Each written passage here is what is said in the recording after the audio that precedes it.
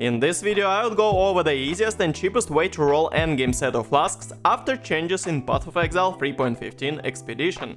Flasks received major rework and now they can be automated with enchantments from instilling orbs. There are 16 possible enchantments that you can get. Obviously, enchantments that trigger specific flask when you get corresponding element is the most desired. In majority of cases, your average build want to get at least immunity to bleed, freeze, shock and ignite elements. These negative elements are very common in the endgame, and of course leaving them unopposed is not really a great idea. So these are 4 out of 16 possible rolls for your instilling orb and the enchantments on your flasks, and this is exactly why it is way better to roll all flasks at once. Target crafting of one specific enchantment on specific flask with specific rolls is not optimal thing to do. So everything comes to actual probability. Of course, if you are doing single target craft on your single well-rolled flask, you are looking at 1 in 16 average chance to actually roll your required enchantment. Of course, there will be a horror story where you actually spend like 100 orbs and never hit your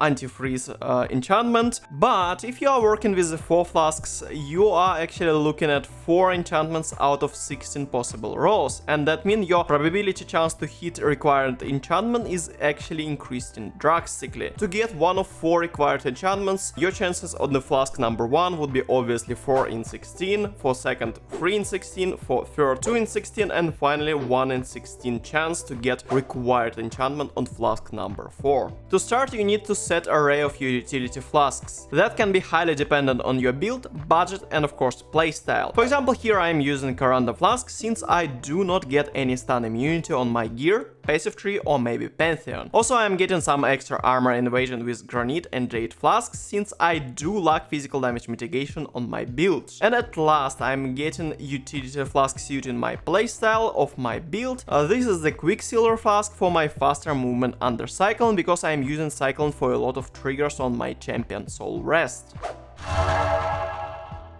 Once you get all your flask bases, of course you will need some currency, and here are the currency types that you will need to roll your flasks. First, you need the scouring orbs to make your bases normal rarity. Then glass blubber bubbles are used for increased flask quality and duration, and after that the instilling orbs are required to actually roll your desired enchantments. Then transmutation orbs used to make your flask magic and start rolling modifiers, and bunch of alteration shards are used to actually roll your prefix and maybe suffix modifiers. And as final option, you can use actually annulment and augmentation orbs for some actual crafting variation, but this is highly optional and actually depends on your budget and the actual currency availability.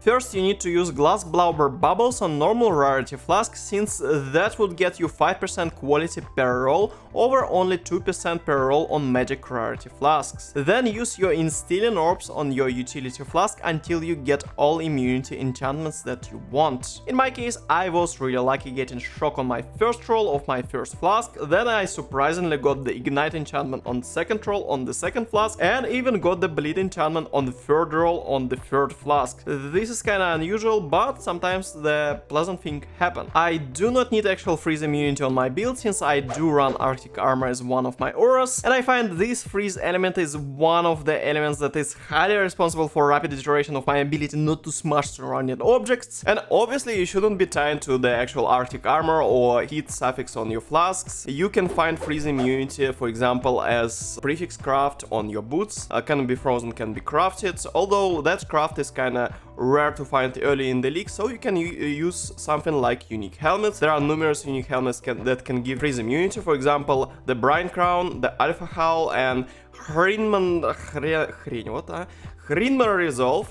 These unique helmets can give you freeze immunity, and also such things like, for example, unique ring dream fragments, and for example you can find freeze immunity on ascendancy like occultist with the frigid wake notable. So that's kinda set with my aura. And finally on granite flask I wanted to get anti-curse, and that was tricky because there's like no corresponding enchantment. So in that case of early league setup I wanted to actually get the enchantment used when you use the life flask. That sounded great, but then I realized that I want to use Forbidden Taste as my life recovery option, and actually Forbidden Taste is not the actual life flask, this is utility flask, so I went for trigger enchantment used when adjacent flask is triggered. Last stop is, of course, my Forbidden Taste with the enchantment when I take the Savage Hit. And I bet there are numerous interesting unique interactions, like one I showcased with the Forbidden Taste. This is really a neat way to get some sort of pseudo cast when damage taken life recovery. This is really a nice idea. And I bet there are numerous interesting unique interactions like that one that I showcased with the Forbidden Taste. Please leave your findings and comments down below. What other interesting unique combinations are right now out there? And of course, as you can see, I was ready to spend around 14 Cillian orbs, but that was pretty much overkill. So rolling all 4 or 5 flasks at once is definitely the most cost-effective way to go, but obviously we are not yet done. We need still to fix our prefix and suffix on our flasks. So the next goal for the flasks is of course getting proper prefix, and that is achieved with a simple alteration orb craft. Of course, hitting nice suffix at this stage is also a nice side effect, and since it is really early league, I am short on my currency, so I was not making the perfect setup. In general, you want to hit reduced charges used on flasks that use the most charges, like 30 for granite and jade flasks. Also, I would prefer to hit something like increased charges on more common element like bleeding, and I find that new Avengers prefix is really nice middle ground and can totally work on Random Flask, for example, that obviously is already using only 20 out of 50 charges. So you can be really lucky hitting exact suffixes with corresponding enchantment, but what if you are not really? Well, brute forcing combination through pile of alteration orbs is not the best way. The easiest and almost free way is to get Menagerie Suffix Craft. Here you can get any immunity that you want while you have an empty suffix. That obviously can be achieved with just rerolling until you get only desired prefix. And as alternative, you also can take your chances with annulment orbs. If you already have the desired prefix, you can just annul your suffix, but usually it's more expensive option. And if you are low on alteration orbs, just include rare jewelry into your loot filter. It takes minimum inventory space, and vendor returns in alterations orbs are pretty decent. And of course, as finishing touch, here are some gameplay footage on my champion soul rest, and of course several quick notes about new flask system. The new anti-curse flask is pretty much useless, and it does not give you any curse immunity at all, so mob curses are permanent, and it's basically render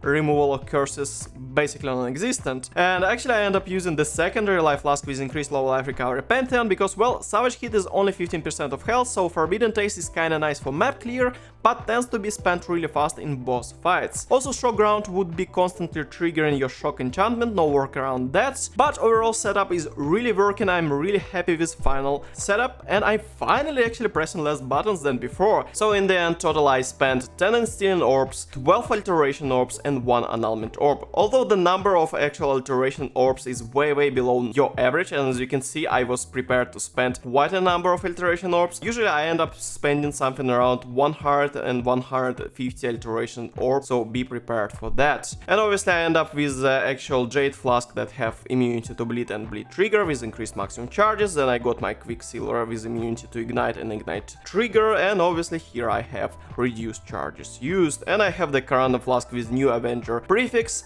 with immunity to shock and shock trigger. I have my Forbidden Taste Quartz Flask with trigger on Savage Hit that obviously recover my life, which is basically like us when damage taken setup. And of course I hope you will spend less currency when you will roll your next set of flasks.